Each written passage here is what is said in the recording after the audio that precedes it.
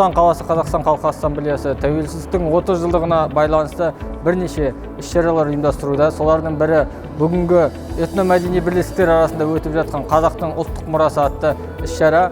Бұл іс-шара дәстүрлі түрде жыл сайын өтіп келуде.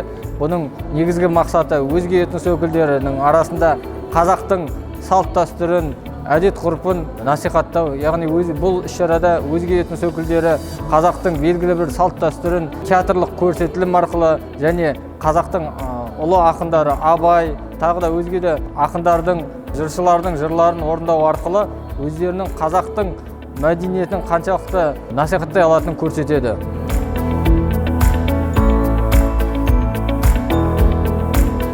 В прошлом году мы не были победителями, даже 3-го места. Очень сильно расстроились. Как это так? Мы же можем. В этом году поднатужились, 2 первых забрали, но в следующий год, я думаю, все 3 заберем.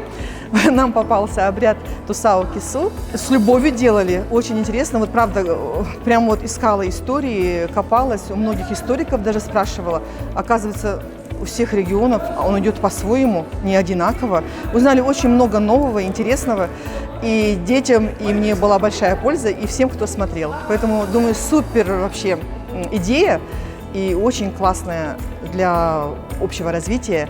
И все, кто живет в Казахстане, должны знать эти обряды.